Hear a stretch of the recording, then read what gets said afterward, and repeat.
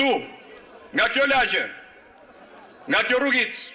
dhe nga 10 qindra si këto në mban Tiranës, nis projekti im për Tiranën moderne europiane. Ne do t'i japim pronarëve autokton